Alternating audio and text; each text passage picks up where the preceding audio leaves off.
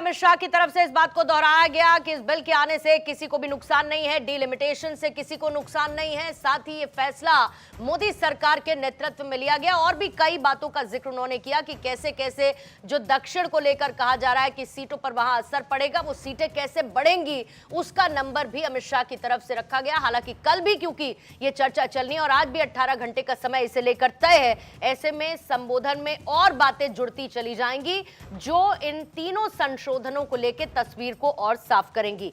हमारे साथ मौजूद हैं नेहा जोशी, प्रवक्ता बीजेपी की, अवनी बंसल है कांग्रेस की प्रवक्ता हमारे साथ मौजूद, साथ ही इंदु वर्मा जी हैं आम आदमी पार्टी की प्रवक्ता, स्टूडियो में इस वक्त वो मौजूद है, और नीति शर्मा जी राजनीतिक विश्लेषक के तौर पर हमारे साथ मौजूद हैं। आप सभी मेहमानों का बहुत बहुत स्वागत करती हूँ। अवनी बंसल जी, आपके साथ शुरुआत करूंगी क्योंकि आज काफी संबोधन रहे, जिसमें प्रियंका गांधी का भी एक संबोधन शामिल रहा, जिसमें उन्होंने गृहमंत्री अमित शाह की चाणक्य सोच और चाणक्य नीति की तारीफ उन्होंने की, चाहे वो तंज के तरह से की हो, लेकिन तारीफ तो की ही। बहरहाल वापस आ जाते हैं इसी चर्चा पर, क्योंकि आज ये सियासी संग्राम डीलिमिटेशन के नाम पे, परिसीमन के नाम पर आधी आबादी के अधिकार को रोकने की कोशिश विपक्ष की तरफ से क्यों की जा रही है, इसका दिल खोलकर स्वागत क्यों नहीं किया जा रहा है, और इस ऐतिहासिक पल में विपक्ष साथ खड़ा क्यों नहीं है? आपके सवाल के लिए बहुत बहुत धन्यवाद। सर्वप्रथम मैं ये बिल्कुल स्पष्ट कर दूं कि कांग्रेस पार्टी महिलाओं के आरक्षण का पूरा समर्थन करती है। ये कांग्रेस पार्टी ही थी जिसने सबसे पहले महिला आरक्षण के लिए संसद में विधेयक लाई थी, और जब भाजपा की सरकार भी इसको लेकर आई तब भी महिलाओं को बराबर का प्रतिनिधित्व मिलना चाहिए। इसके लिए सोनिया गांधी जी की अध्यक्षता में पूरी कांग्रेस पार्टी एकजुट है।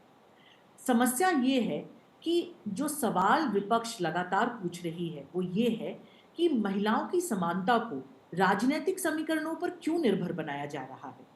महिलाओं की समानता को एक बार फिर उन राजनीतिक प्रक्रियाओं पर क्यों निर्भर बनाया जाए कि जो महिलाओं के अधिकारों से कोई संबंध ही नहीं रखती। जब महिलाओं के लिए आरक्षण को परिसीमन से जोड़ा जाता है तो महिलाओं की समानता का मुद्दा प्रतिनिधित्व के प्रश्न से हटकर मौजूदा सत्ता संरचनाओं के बीच राजनीतिक सौदेबाजी के क्षेत्र में चला जाता है, और समस्या यहीं से शुरू होती है। यदि आपको महिलाओं के लिए रिजर्वेशन लेकर आना है, पूरा ऑपोजिशन आपके साथ है। 2023 में राहुल गांधी जी ने पत्र लिखा कि आप इसको तुरंत लेकर आइए, तब आप इसको लेकर नहीं आते हैं। आप कहते हैं कि नए कास्ट सेंसस के हिसाब से होगा। अब जो कांग्रेस पार्टी सवाल कर रही है वो ये कि आपने विमेन रिजर्वेशन को और डीलिमिटेशन की एक्सरसाइज को एक साथ क्यों जोड़ा। दूसरा ये कि ओबीसी महिलाओं के रिजर्वेशन का क्या होगा, क्या दलित महिलाओं को रिजर्वेशन मिलेगा, या फिर हम ये चाहते हैं कि केवल जो क्रेम ऑफ द सोसाइटी है केवल उन्हीं महिलाओं को पावर मिल जाए। ये एक रिप्रेजेंटेशन का बड़ा मामला है, लेकिन ये इक्वालिटी विद इन इक्वालिटी, ये इंटरसेक्शनलिटी का भी मुद्दा है। तो मेरा जो सबसे मेन मुद्दा है आज आपके टीवी डिबेट पे कि भाजपा जिस प्रकार का नैरेटिव बिल्ड करती है, ये बहुत अनफॉर्चुनेट है कि इसमें नुआंस नहीं रहता। ये एक सिंपल बाइनरी बन जाता है। मतलब क्या कि आप पूछ रहे हैं कि आप महिला आरक्षण के फेवर में हैं या आप महिला आरक्षण के विरोध में हैं। और सच बात यह है कि महिला आरक्षण के विरोध में कोई पॉलिटिकल पार्टी है ही नहीं। लेकिन क्या इसका मतलब यह है कि जो सवाल पूछे जाने चाहिए उन सवाल पर चुप्पी धारण कर ली जाए? तो बार बार इसको महिला आरक्षण के फेवर में या अगेंस्ट में ये मुद्दा बचा है। सारी पॉलिटिकल पार्टीज विमेन रिजर्वेशन के फेवर में है। सवाल ये है कि जो रिप्रेजेंटेशन विद इन रिप्रेजेंटेशन है, जो टाइमिंग है, जो डीलिमिटेशन के साथ इसको कपल किया गया है, आखिर ऐसी क्या जल्दबाजी है? ठीक है, तो अगर इंडिविजुअली रख दे तो आपको डीलिमिटेशन से भी कोई प्रॉब्लम नहीं है। जब 30 महीने रुक गए, इंडिविजुअली अगर इसको अलग अलग कर दें और इसको लिंक ना करें अपनी बंसल, तो आपको डीलिमिटेशन से भी कोई प्रॉब्लम नहीं है, राइट? सवाल सिर्फ इतना है कि जब आप 30 महीने रुक गए, नहीं, मैं ये पूछ रही हूँ कि आपको डीलिमिटेशन से कोई समस्या नहीं है ना? अगर हम इसको अनलिंक कर दें, डीलिंक कर दें, तो डीलिमिटेशन से कांग्रेस को कोई समस्या नहीं है, जैसे महिला आरक्षण बिल से कोई समस्या नहीं है। डीलिमिटेशन अपने आप में एक बिल्कुल अलग मामला है।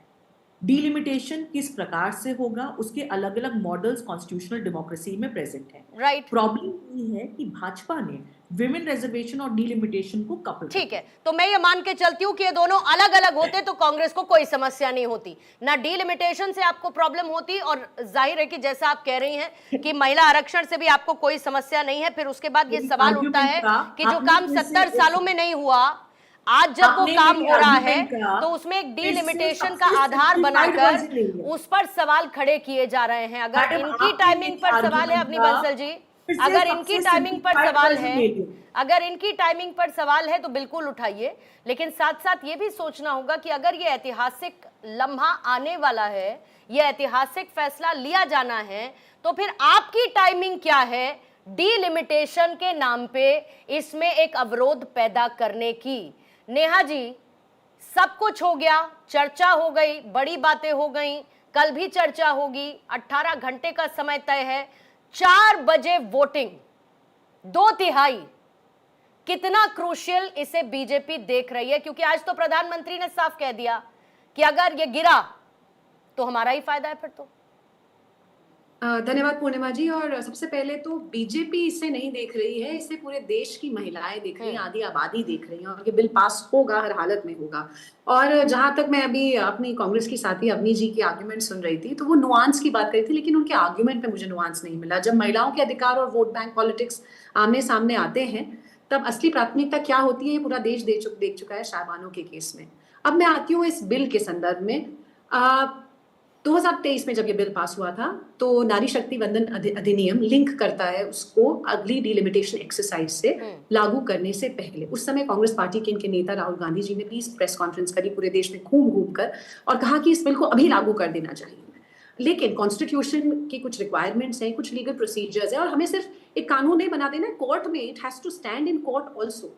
तो आज जब एक एक्सरसाइज की जा रही है जिसमें किसी को कोई नुकसान नहीं है, पूर्णिमा जी, मेरा आपसे आग्रह है कि जितने लोग यहाँ पर बैठे हैं, और सारी महिलाएं बैठी हैं, मुझे अच्छा लग रहा है देख के कि सब महिलाएं अपना पार्टियों का पक्ष रख रही हैं, मेरा उनसे सीधा सवाल ये है कि इस बिल के आने के बाद से संसद में जो सदस्यों की संख्या बढ़नी है, आबादी के आधार पर वो बढ़ने वाली है। जो एक सवाल आया था, एक डाउट आया था कि हमारे जो सदर्न स्टेट्स हैं कहीं वो डिसएडवांटेज ना हो जाए, उसका जवाब सरकार दे चुकी है। लीगल प्रोविजन है कि 50% से सब की सीट्स बढ़ा दी जाएंगी, तो रिप्रेजेंटेशन का जो मामला है वो भी सॉल्व हो गया। अब आप बताइए कि क्या दिक्कत है अगर आधी आबादी को रिजर्वेशन यहाँ पर दिया जाए। बहुत नुआंस्ड आर्गुमेंट बताइए, किसने क्या किया, ये नैरेटिव वो छोड़ दीजिए आप सारे नैरेटिव। यहाँ सवाल है केवल महिलाओं के अधिकारों का, 3 दशक से लंबित है। आप कहते हैं राजीव गांधी जी ने 73rd 74th अमेंडमेंट किया था, उसके बाद 31 साल हो गए हैं। क्यों नहीं इस देश में महिला आरक्षण आज तक लागू हो पाया? क्यों सदन के फ्लोर पर आपके सहयोगी दल के एक सांसद ने उस बिल को फाड़ के फेंक दिया था, कहा था उसमें ओबीसी रिजर्वेशन होना चाहिए। आज सदन में खड़े होकर कोई कह रहा है मुस्लिम महिलाओं को अलग रिजर्वेशन होना चाहिए। महिलाओं की बात क्यों नहीं कोई कर रहा है? हमें महिलाओं की बात करनी है, और जहां महिलाओं की बात आ रही है, अभी तक एक भी प्रवक्ता, एक भी नेता एक आर्गुमेंट ऐसा नहीं दे पाया है जो लीगली कॉन्स्टिट्यूशनली बता दे कि क्या दिक्कत हो जाएगी अगर बढ़ी हुई सीटों के साथ यहाँ पर महिलाओं को आरक्षण मिल जाएगा तो। ठीक है, ठीक है। प्रियंका जी ने भी अपनी बात इसी बात के साथ शुरुआत की थी कि आज का जो नंबर है 543, क्यों उसी में 33% आरक्षण आपने 2023 में इसे पास कराने के बाद लागू नहीं किया, ताकि वो 2024 से लागू हो जाता और उसमें रिप्रेजेंटेशन महिलाओं को मिलना शुरू हो जाता। इसको डिले क्यों किया गया, जब विपक्ष उस वक्त कह रहा था कि इसको फौरन लागू कर दीजिए। मैं इंदु जी आपके पास आऊंगी और साथ ही नीति जी आपके पास भी, क्योंकि आज समय थोड़ा सा कम है। एक बार जल्दी से हेडलाइंस देखेंगे, फिर उसके बाद बाकी 2 मेहमानों के पास और आपका काउंटेबिलिटी। इस हेडलाइन के प्रस्तुत